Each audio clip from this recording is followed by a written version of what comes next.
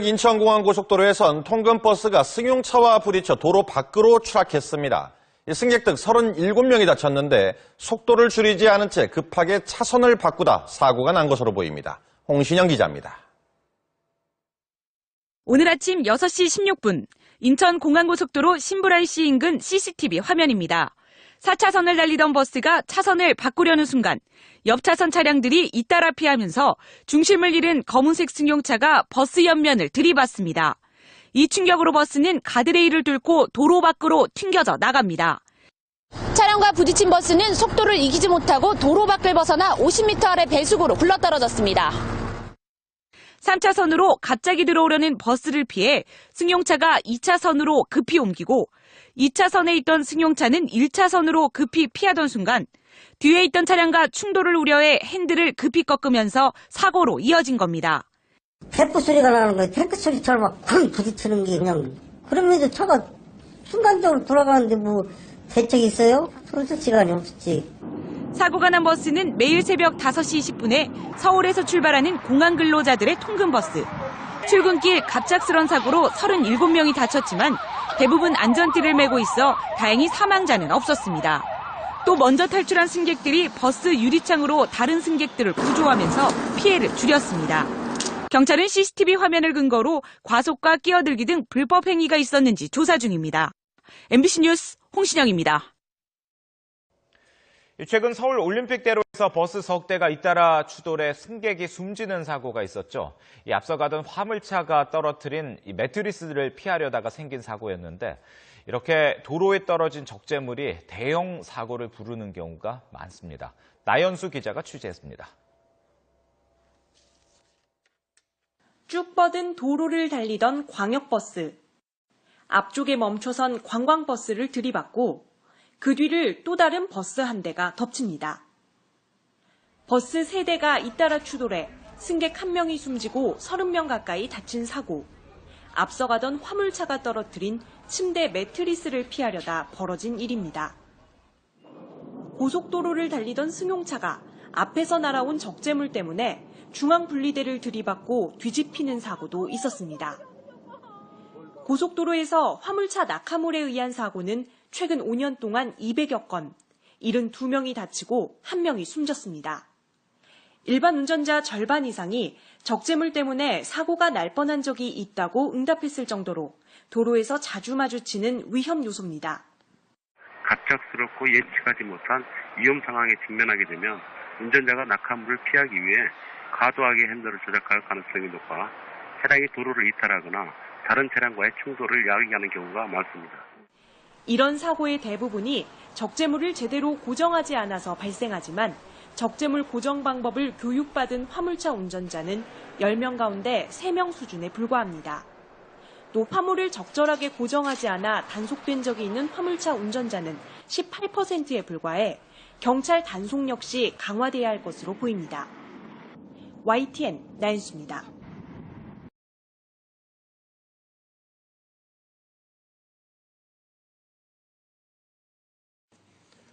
공주에서 노인복지관 버스 운전자가 사이드 브레이크를 푼 채 자리를 비운 사이에 버스가 40m를 미끄러져 내려가 노인 28명이 다쳤습니다.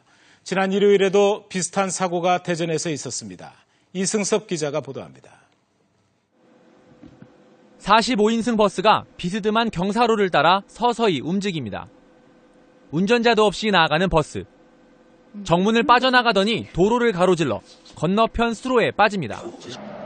오늘 낮 12시쯤 공주시 종합사회복지관에서 노인 30여 명을 태운 셔틀버스가 갑자기 내리막길을 따라 40m가량 미끄러졌습니다. 내리막길을 따라 미끄러진 버스는 왕복 2차로 도로를 지나 바로 이곳을 들이받고서야 멈춰섰습니다. 사고 당시에 오가는 차량이 있었다면 더 큰 사고로 이어질 뻔했습니다. 이 사고로 28명이 다쳤는데 모두 70, 80대 노인입니다. 차가 슬슬 내려올 때 운전하는 줄 알았더니 내리라고 사람들은 내리라고 몇 사람 내리는 거 봤어. 경찰은 운전자가 시동을 켜고 사이드 브레이크를 풀어둔 채 운전석을 비웠다 사고가 난 것으로 보고 있습니다. 그렇게 밟아야 될까? 기사들이 멈추니까 후벼를 틀어드린다고 시동을 켜고 그래서 이제 화장실을 갔다 오니까 이 차가 그냥 움직여서 정문. 지난 휴일에도 제동장치가 풀린 시내버스가 대전 도심을 내달려 차량 10대를 들이받는 등 설마 하는 안전불감증이 시민들의 안전을 위협하고 있습니다. MBC 뉴스 이승섭입니다.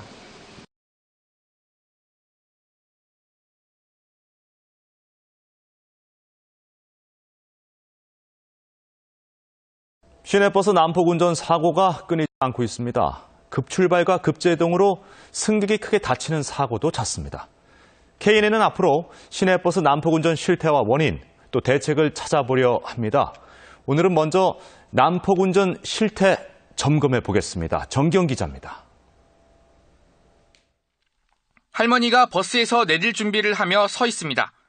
내리려는 순간 버스가 갑자기 출발해버립니다. 이 할머니는 크게 넘어져 엉덩이뼈가 부러졌습니다. 거기서 내리다가 발 한 발 딱 두던 차가 딱 그냥 그래가 그 자서 타려 딱 부러졌잖아요. 신호등에 빨간 불이 들어와 있습니다. 하지만 마을버스는 신호를 무시하고 그대로 달립니다. 버스가 급하게 좌회전합니다. 신호등에는 직진 신호만 들어와 있습니다. 승객이 자리에 앉지 않았지만 바로 출발하는 일은 다반사입니다. 신호와 차선 위반은 물론 과속의 급제동 급출발까지 끊이지 않는 난폭 운전에 승객들은 불안합니다. 겁나고 있잖아요. 앞으로 팍 튀어나갈 것 같고 무서워가지고 또 어르신들도 많이 있는데 저 다치면 어쩔까 이런 생각도 들고 막 그랬어요. 버스 난폭 운전 사고는 대부분 승객이 많은 출퇴근 시간대에 발생합니다. 부산의 경우 시내버스 교통사고 건수가 오히려 증가하는 추세입니다. 부산 경남 승객들의 버스 이용 만족도도 타시도에 비해 낮은 상황입니다. 가장 가까운 교통수단인 버스가 난폭 운전으로 불신을 사고 있습니다. KNN 정경입니다. 승객에게 폭언을 하며 승차를 거부한 버스 운전기사를 해고한 건 정당하다는 법원의 판결이 나왔습니다. 운전기사는 해고라는 징계는 가혹하다고 항변했지만 법원은 이를 받아들이지 않았습니다. 보도에 이재동 기자입니다. 지난해 6월 버스 운전기사 김모 씨는 여성 승객 A 씨가 버스에 오르자 대뜸 고성을 질렀습니다. 김 씨는 택시를 타고 다니지 왜 버스를 타고 다니느냐, 19년 운전 생활을 하면서 너 같은 사람은 처음이라며 삿대질과 함께 욕설을 이어갔습니다. 보름 전 A 씨가 버스에서 내리다 다치던 문에 발목을 부딪혀 합의금으로 100만 원을 줬는데 얼마 지나지도 않아 A 씨가 멀쩡하게 다시 버스에 오르는 모습에 화가 났던 겁니다. 김 씨의 계속된 폭언에 A 씨는 결국 경찰을 불렀고 이러한 사실이 회사에도 알려지며 김 씨는 해고됐습니다. 이를 두고 중앙노동위원회가 부당해고라며 회사의 처분을 무효로 하자 버스회사는 중앙노동위와 김 씨를 상대로 소송을 냈고 법원은 회사의 손을 들어줬습니다. 재판부는 김 씨가 버스 운전기사로서 승객의 안전을 책임져야 함에도 폭언을 하며 운전에 전념하지 않는 등 승객에게 불안감을 주는 행위를 했다고 설명했습니다. 또 재판부는 다수의 승객이 이 같은 광경을 목격해 버스 회사의 명예가 훼손됐다며 해고 처분은 적법하다고 결론 내렸습니다. 김 씨는 20년 가까이 회사를 위해 일했다며 해고 처분은 가혹하다고 항변했지만 법원은 받아들이지 않았습니다. 연합뉴스TV 이재동입니다. 네, 버스 안에서 한 승객이 벨을 누르지 않고 내려달라고 했다가 버스기사에게서 거친 욕설을 들었는데요. 지자체에게 민원을 제기했지만 이 처벌을 기대할 수 없자 결국 모욕죄로 검찰에 고소했습니다. 박현우 기자입니다. 인천 송도와 서울 강남으로 가는 광역버스 안. 버스기사가 거칠게 욕설을 하기 시작합니다. 배를 뻘로 만들어놨냐고.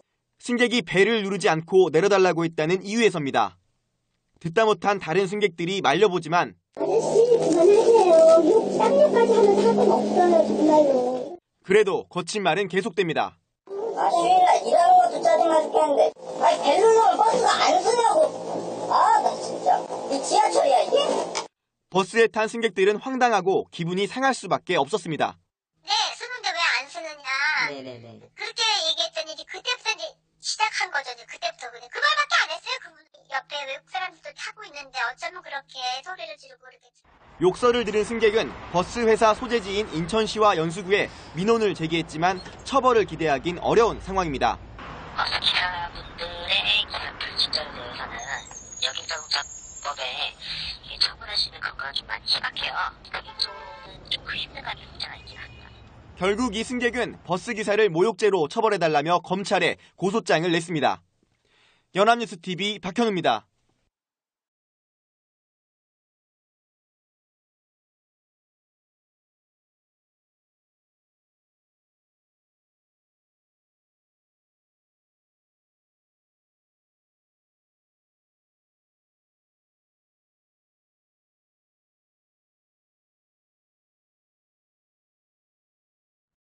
다음 소식입니다. 운행 중이던 버스에 돌을 던지고 그 돌을 확인하려던 버스 운전기사를 폭행한 40대 남성이 경찰에 붙잡혔습니다. 경찰이 조사를 해봤더니 이 남성은 지난 1월에도 같은 버스기사를 폭행한 적이 있었습니다. 무슨 일이 있는 것이길래 길기범 기자가 단독 보도합니다. 한 남성이 버스를 향해 무언가를 던집니다. 버스기사가 차를 멈추고 밖을 확인하는 순간 이 남성이 다가와 다짜고짜 멱살을 잡습니다. 이어 버스 위로 올라오더니 기사의 목까지 조르기 시작합니다.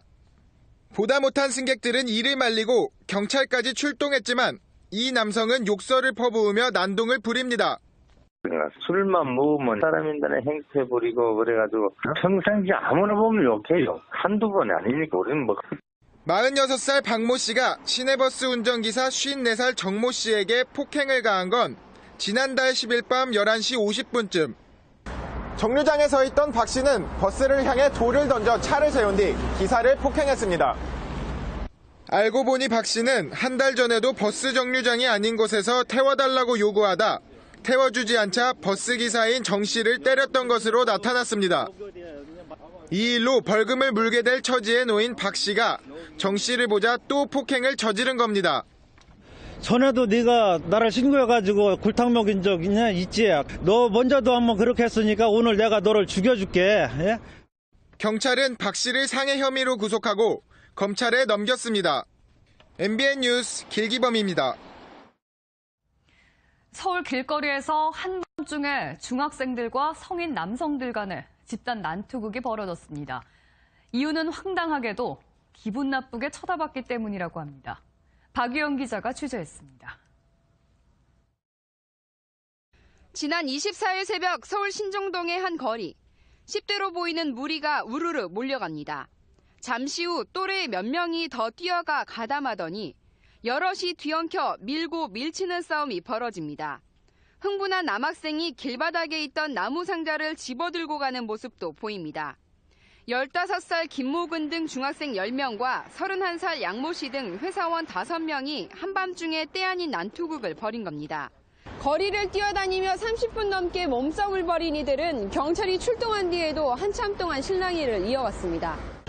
경찰에 제재를 했는데도 자꾸 막 달라붙으니까 싸우려고 여자애들 물 덤벼버려 더 때려버려 뭐 이런 식으로.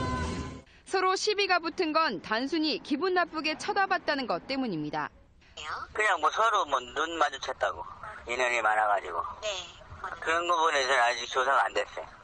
다행히 크게 다친 사람은 없었지만 일부는 가벼운 찰과상을 입은 것으로 알려졌습니다.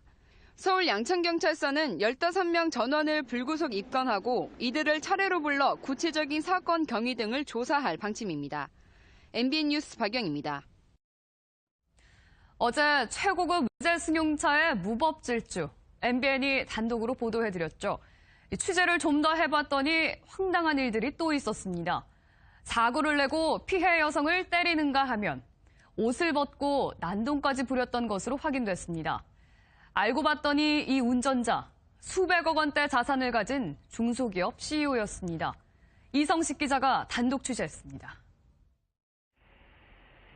서울 강남 한복판에서 4중 추돌 사고를 내고 다른 차량을 훔쳐 도망치다 다시 한번 사고를 낸 36살 유모 씨. 유 씨는 재산 규모가 수백억 원대인 생활용품 중소기업의 대표인 것으로 전해졌습니다. 오늘 사장님은 출근을 안 하십니까? 네, 지금 계속 저희 출장 중에 있었거든요. 재력가였던 유 씨는 다른 차량을 절도하면서까지 무리하게 도주했고 또 그 과정에서 상식 밖의 행동이 잇따랐습니다. 이 터널에서 사고가 난 유 씨는 피해 여성의 어깨를 발로 가격했을 뿐 아니라 출동한 경찰에게 옷까지 벗으며 격렬하게 저항했습니다. 일단 유 씨는 음주 측정 결과 술은 마시지 않은 것으로 나타났습니다. 이에 따라 경찰은 약물 복용 가능성도 열어놓고 조사를 벌이는 것으로 알려졌습니다. 약물이나 마약의 영향하에 있었거나 도주 차량을 운전하고 있는 경우 차량 사고 도망가는 사람들이 일반적인 보편적인 형태이지만 경찰은 오는 14일쯤 유 씨를 소환해 정확한 범죄 동기 등을 조사할 방침입니다. MBN 뉴스 이성식입니다.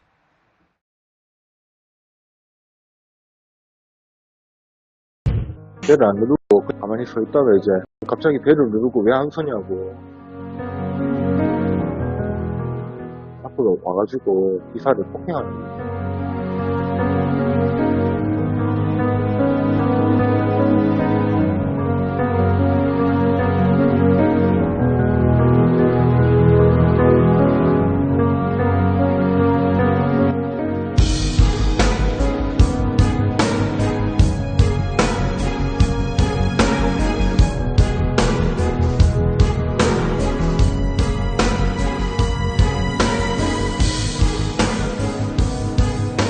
시민을 상대로 해가지고 자기 잘못 따지고 할 그런 입장은 안 되잖아요. 그러니까 의뢰 입장에서 그냥 이런 사람 저런 사람 다 했다 그냥 그렇게 얘기하면서 그냥 웃고 넘기시는 분들 많거든요.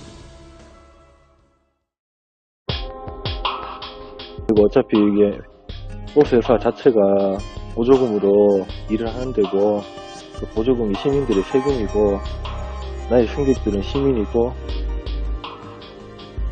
시민들한테 친절해야 되는데 그런 마인드가 이러신 분들인데 그냥 그런 분들을 조금이라도 좀 생각해 주시면은 이런 일까지는 안 생기고 좋은데 이러다 할 뿐이죠.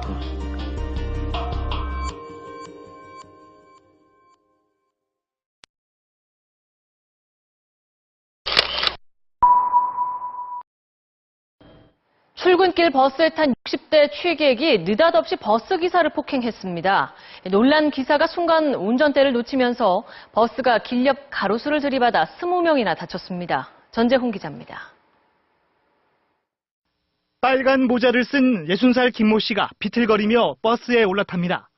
호주머니에서 라디오를 꺼낸 김 씨를 향해 버스 기사가 몇 마디 하자 운전석 옆으로 다가와 항의합니다.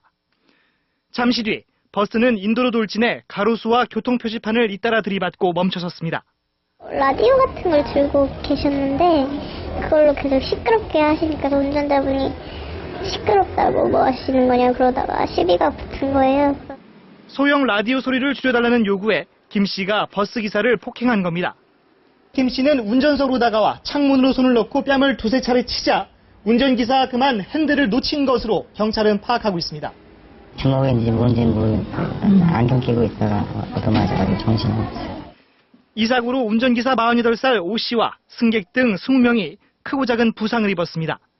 김 씨는 젊은 운전기사의 나무라는 말에 화가 나서 술김에 폭행을 했다고 말한 것으로 전해졌습니다. 경찰은 충돌로 폭행 장면이 손상된 버스 블랙박스 화면 복원을 국과수에 의뢰하고 김 씨를 특가법상 운전자 폭행 혐의로 입건할 예정입니다. MBC 뉴스 전지용입니다. 버스 뒷문에 서 있던 40대 남성이 화가 난 듯 운전기사에게 다가갑니다.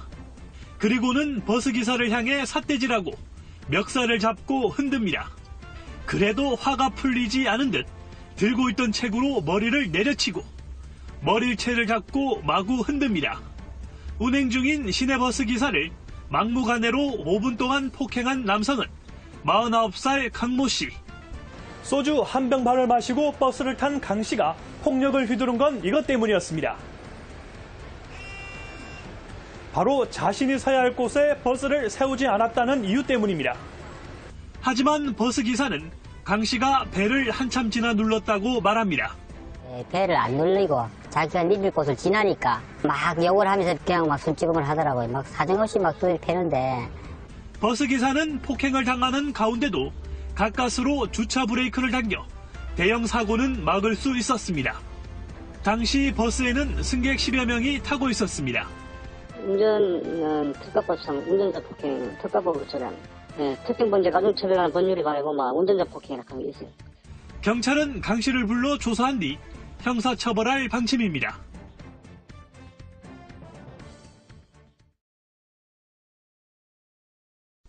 달리는 시내버스 안에서 40대 남성이 운전기사와 승객을 폭행한 아찔한 사건이 발생했습니다. 가방에서 악취가 나니 신문을 깔아달라는 운전기사의 말에 무차별 폭행을 저질렀습니다.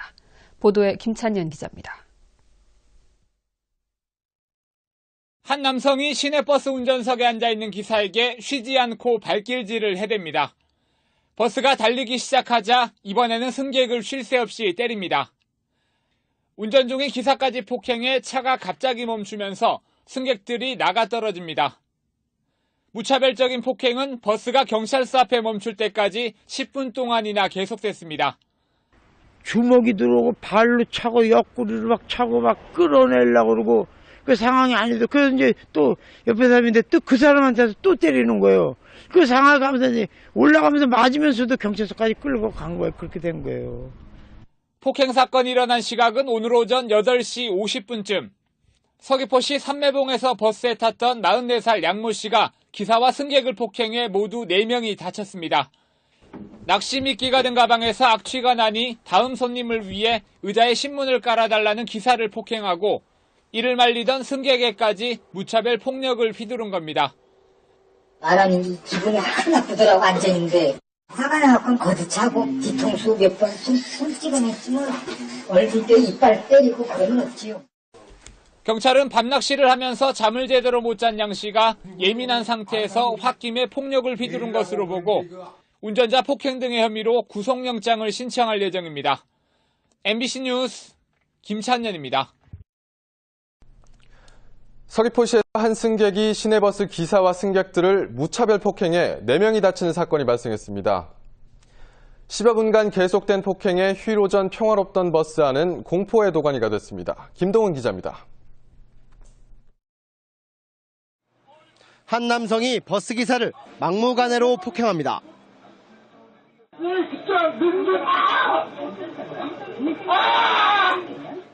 발길질도 계속됩니다. 폭행을 말리는 승객에게도 무차별 폭행이 이어집니다.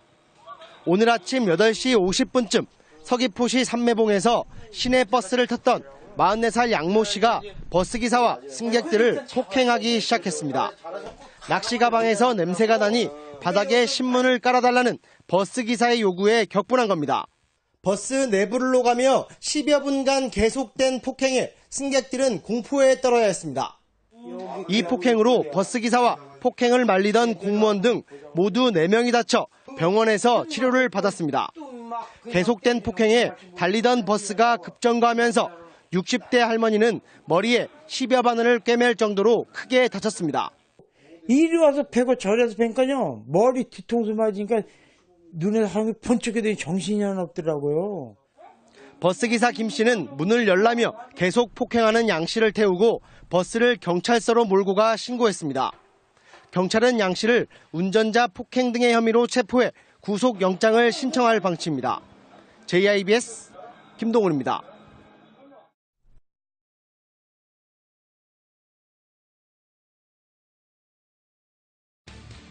버스 맨 앞자리에 앉아있던 남성 승객이 자리에서 벌떡 일어나더니 기사의 얼굴에 발차기를 합니다. 이번엔 기사의 머리를 손으로 마구 때리는 승객. 결국 교통사고가 일어나고 승객들은 바닥에 나동그라집니다. 지난해 3월 충북 충주에서 시내버스에 오른 63살 송모 씨도 이런 버스기사 폭행의 가해자였습니다. 술에 취한 송 씨는 자신 주변에 앉아있던 10대 학생들에게 시비를 걸다 소란을 일으켰고 버스를 세운 기사는 송 씨를 만류했습니다. 다시 운행을 시작한 버스기사. 하지만 기분이 상한 송 씨는 운전하던 버스기사에게 다가가 고함을 치며 주먹을 날렸습니다. 현행범으로 체포되고 나서도 경찰관의 멱살을 잡고 흔들어 공무집행 방해죄까지 추가됐습니다. 1심과 같은 징역 8개월을 선고한 법원은 운전자를 때린 건 다른 사람까지 해칠 수 있는 위험한 행위라며 엄벌이 불가피하다고 설명했습니다.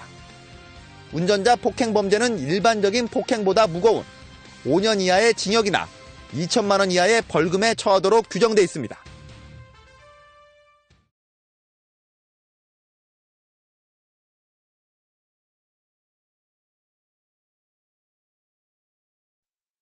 지난해 5월 경기 고양시에서 시내버스를 탄 61살 김모 씨는 큰 소리로 라디오를 듣고 있었습니다. 운전기사가 음악 소리를 줄여달라고 요청하자 김 씨는 화를 내며 운전기사의 얼굴에 주먹을 휘둘렀습니다.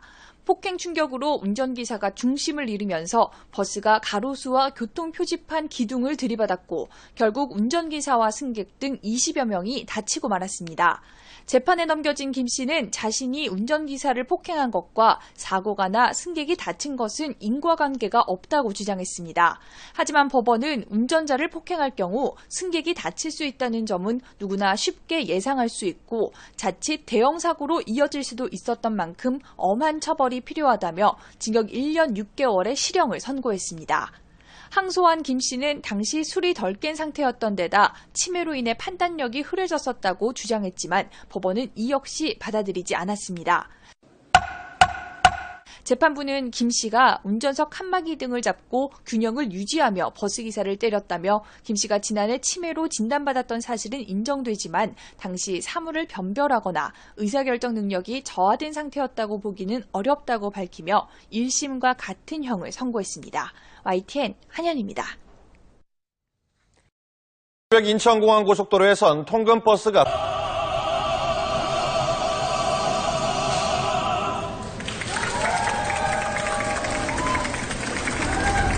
지하철 역사에 마련된 소박한 무대지만 최선을 다하는 5명의 청년들과 진심 어린 무대에 아낌없는 박수를 보내는 관객들. 화려한 여느 공연장이 부럽지 않은 흐뭇한 풍경입니다. 이제 지하철역에서 문화예술 공연을 접하는 건 새삼스럽거나 놀라운 일도 아닙니다. 굳이 격식을 갖추지 않아도 아는 척하지 않아도 편하고 자연스럽게 즐길 수 있는 지하철 예술 무대. 자칫 딱딱하고 몸이 건조할 수 있는 지하 공간을 풍요롭고 여유 있는 문화예술 공간으로 만들고 있습니다.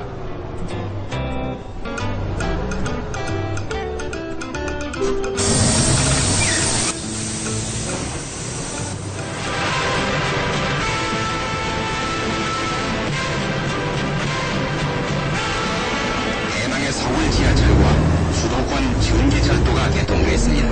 1974년 8월 15일 오전 11시 우리 대중교통 역사에 새로운 장이 열렸습니다. 서울역을 출발해 종로를 거쳐 청량리까지 9개 역을 운행하는 지하철의 당시 이름은 1호선이 아닌 종로선. 땅속 10m 아래를 달리는 지하철 개통을 시민들은 적극 환영했습니다. 그때는 뭐 말할 것 없이 좋았죠.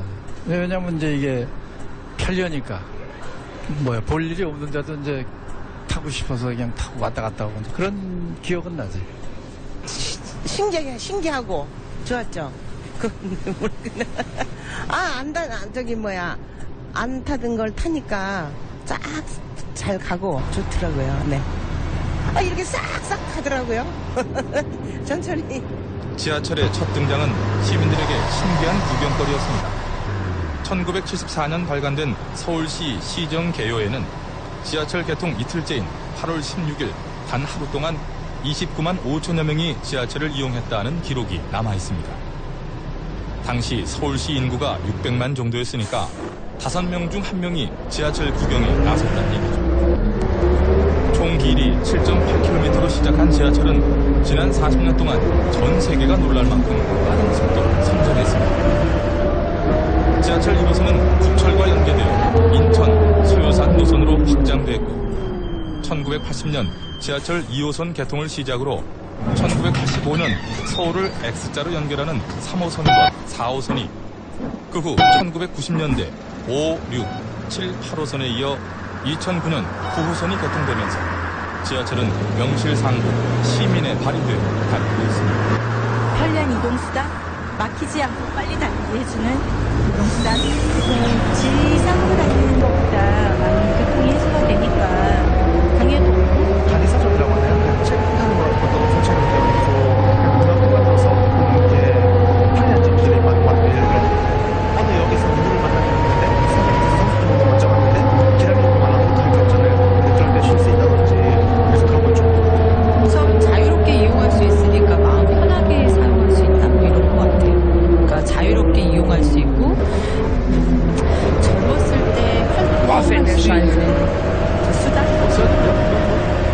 지구가 열망이나 비오니까 이거 없으면 큰일 나는 거예요. 그러니까 제2의 숙맥 뭐냐면 다운 그냥 지하철을 전이나 이유는 달라도 성공은 지하철이네. 세계 역사에 등장한 첫 지하철은 1893년 개통된 영국 런던의 지하철 튜브. 우리의 지하철 역사는 튜브보다 111년이나 뒤처집니다. 출발은 늦었지만 서울 지하철은 시민들의 삶을 바꿔놓았습니다. 교통평론가 한우진 씨입니다. 우리나라는 산업화 시대를 거쳐가지고 굉장히 이제 교통량이 폭증했습니다. 서울시에. 그랬는데 이제 그 교통량을 더 이상 감당을 하지 못하고 이제 서울시에 지하철을 건설하는 거죠. 지하철을 건설하면 이제 수송력이 늘어난다는 측면이 있겠지만 무엇보다 어떻게 보면 축지법이라고 볼 수 있을 것 같습니다. 먼 거리를 빨리 가게 해주는 도수 같은 거거든요. 예전에는 이제 멀리 있다 보면 굉장히 부담이 느껴가지고 가기 힘들었습니다. 지하철이 없었을 때는 강북과 강남역으로는 굉장히 큰 거리를 느꼈지만 지금 지하철이 와서 큰 거리를 느끼지 않습니다. 한마디로 지하철을 하면 앞으로 서울 시민들의 활동성, 이동성을 갖다 굉장히 증진시켰습니다. 그래가지고 시간적, 공간적으로 굉장히 그 이동성을 확대시키고 한마디로 서울을 굉장히 활기차게 만들었다는 것을 느낄 수 있겠죠. 서울 시민들을 활기차게 만들었다는 새로운 문화를 창출한 것입니다. 누가 뭐래도 지하철은 이제 우리의 삶에 있어서 없어서는 안 될 중요한 교통수단이 됐습니다. 개통 첫 해인 1974년 하루 평균 승객은 23만 명, 현재는 725만 5천 명으로 31배 이상 늘어났습니다. 서울 시민 3명 중 1명은 지하철을 교통수단으로 이용하고 있다는 얘기입니다. 또한 하루 평균 10만 명이 이용하는 역들도 속속 등장하며 여기에 개수뿐 아니라 목적도 커졌습니다. 지하철 1호선 개통 이후 계속된 지하철 건설은 개발붐을 일으키며 서울의 지형도를 바꿔놨습니다.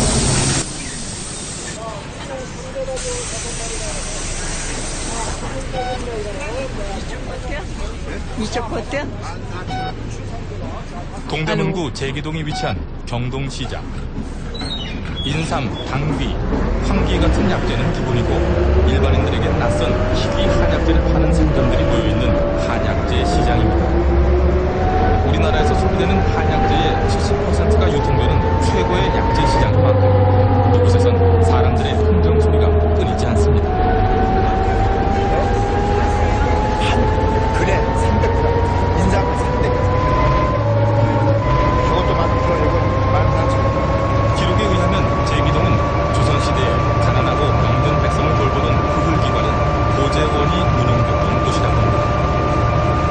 세월이 흘러 1920년대 일제강점기 경기도 북부와 강원도 일대의 농민들이 농산물과 채소를 파는 시장이 서기 시작했는데 일제는 사람이 몰리고 정보의 교류가 활발해진 것을 막기 위해 이 시장을 폐쇄했다고 합니다. 일본에 의해 명맥이 끊어졌던 이곳에 또다시 시장이 형성되기 시작한 건 1970년대 초. 종로에 모여있던 전통적인 토박이 약재상들이 하나둘 옮겨오면서부터입니다. 당시 변변한 모습을 갖추지 못했던 이 시장은 지하철 개통으로 성장의 날개를 달았습니다. 인삼 전문 판매사 강홍원 씨와 임경수 씨의 얘기입니다.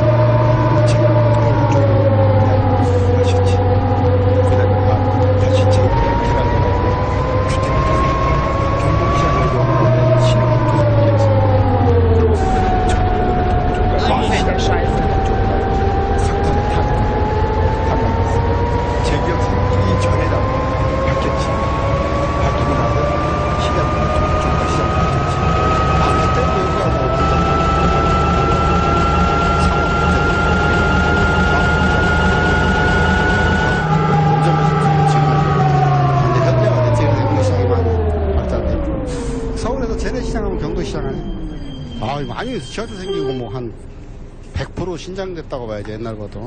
1970년 종로에서 이 지역으로 옮겨온 상인 강흥원 씨. 지하철 1호선에 제기역과 동대문역이 들어서면서 덩달아 신바람이 났다고 합니다. 제기역 생기고 나서 그다음에 지하철 생기고 중에 많이 지금은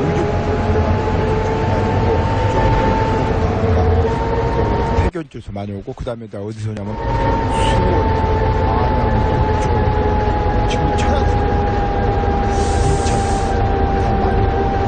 그때는 군대장이 그러니까 산에서 직접 보니까 심심하고 나무도 하고 지하철 타고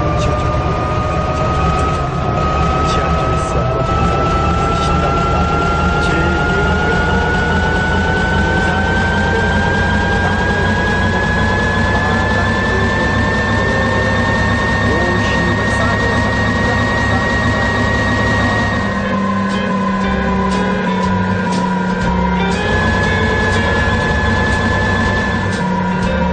지하철은 지난 40년 동안 교통지도와 문화지도를 손끝째 바꿔왔습니다. 이렇게 달려온 지하철은 시민들이 하루를 열고 마감하는 일상의 공간이고 도시 문화를 만들고 담아내며 오늘도 힘차게 달리고 있습니다.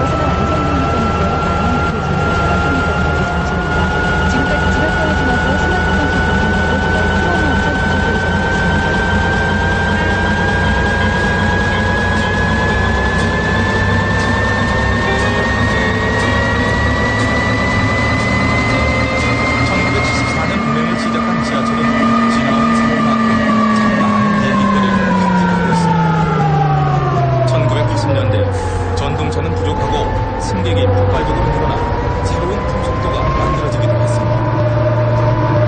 철도박물관 송길신 관장이 기억하는 운행 초기 지하철의 모습입니다. 처음에 개통할 때 그 당시 우리가 기본으로 30분 했습니다. 근데 30분 그때는 있었습니다. 그리고 처음에 이제 개통시켰을 때는 제일 대를 먹었던 것은 갑자기 이런 도시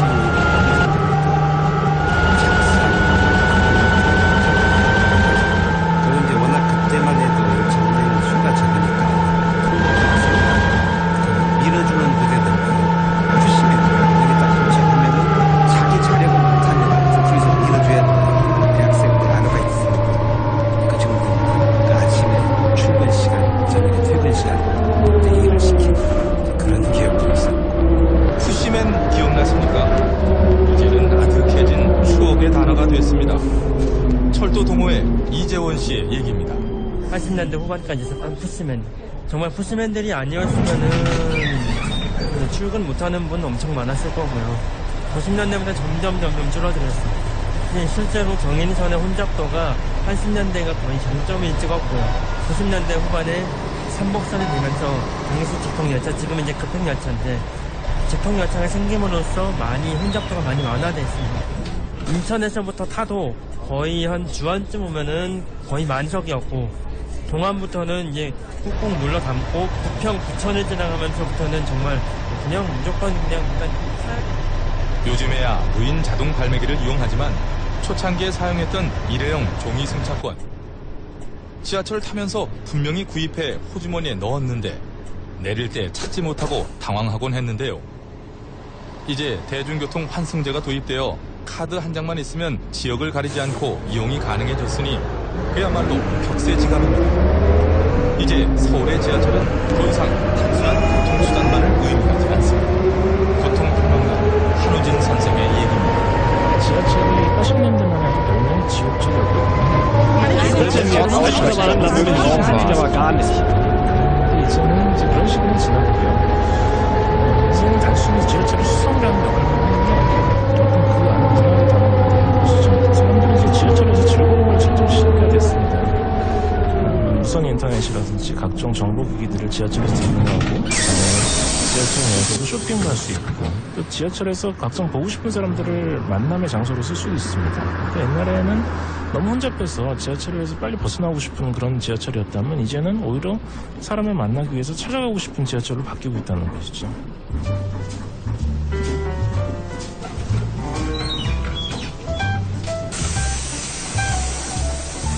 지하철 3호선 경복궁역에 위치한 서울메트로 미술관. 지난 1986년 지하철 3호선 개통과 함께 조성된 지하철 문화공간입니다.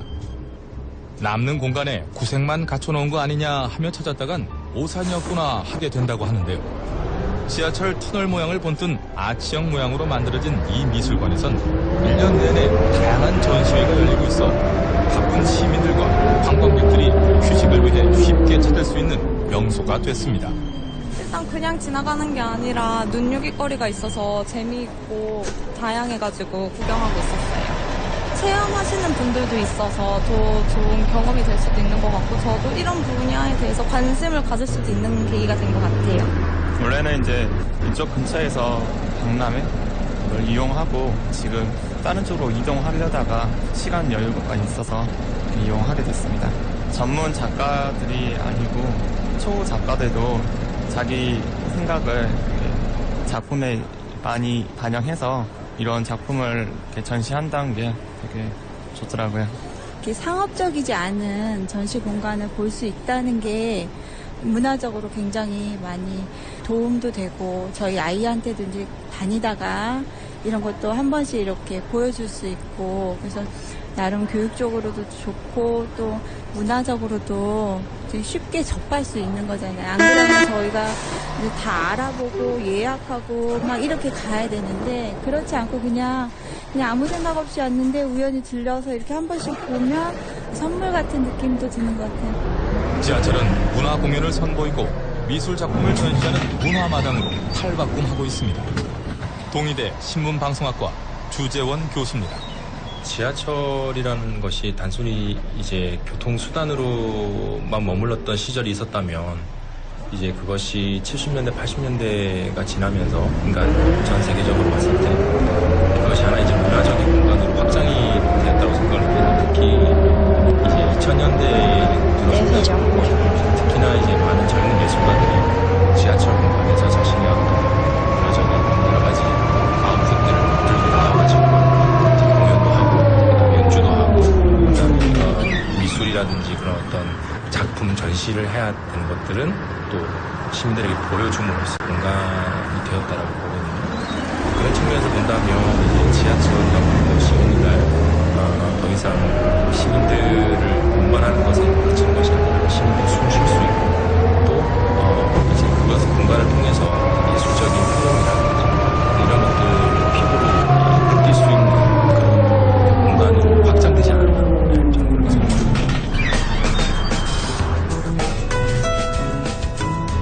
할로. 바쁘게 뛰느라 문화생활을 할 시간이 없는 현대인들에게 지하철은 복잡했던 생각을 내려놓고 숨가쁜 일상에 잠시 쉼표를 찍는 문화.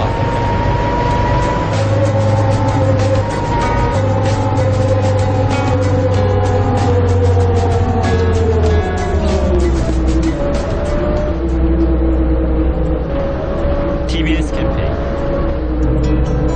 네. 대표님은 말로 표현할 수는 없지만 생각을 표현할 수 있는 방법은 얼마든지 있습니다. 몸은 조금 불편할 수 있지만 생각은 전혀 불편하지 않습니다. 모습은 조금 다르지만 생각은 같습니다. 손잡아주세요. 만져본 손이 가장 아름답습니다. 자네가 잘못하지 않았어서 우리가 함께할 때 만들 수 있습니다. TBS에서 전해드렸습니다.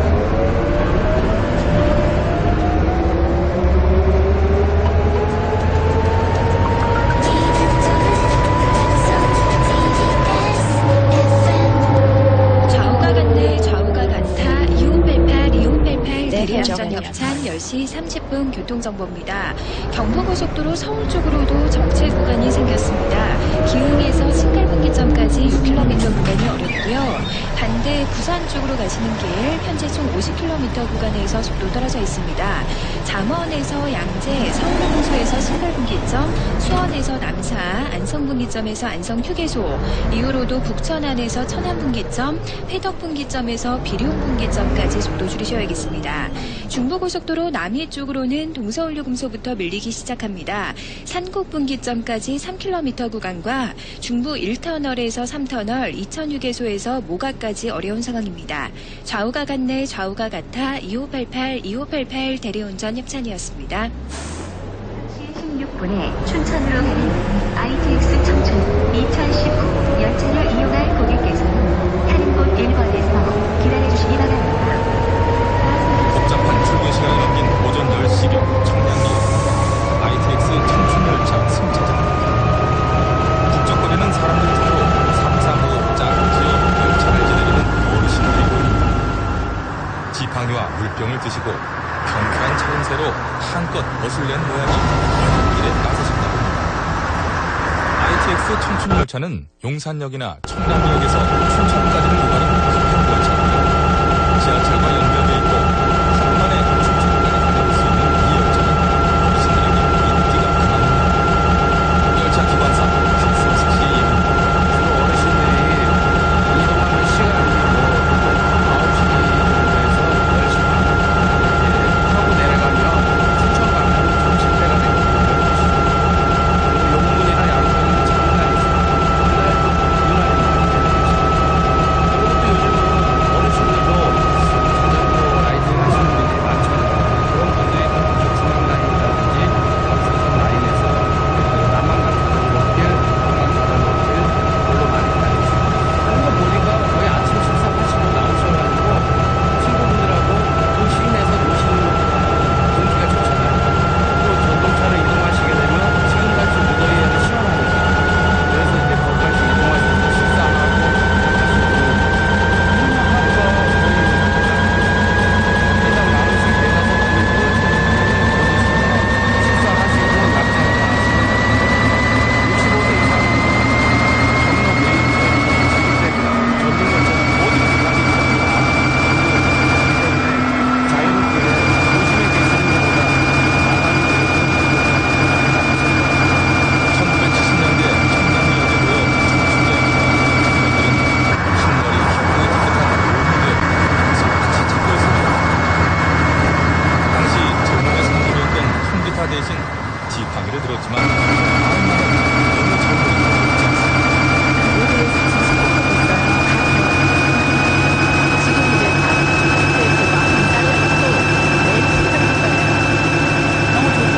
너무 편안하고 옛날에는 교통 불편해서 움직인다는 게 참 힘들었는데 지금은 너무 좋은 것 같아요. 시간도 다 기대고 무슨 좋은 겁니까? 목욕도 하고 게임도 하고 설레고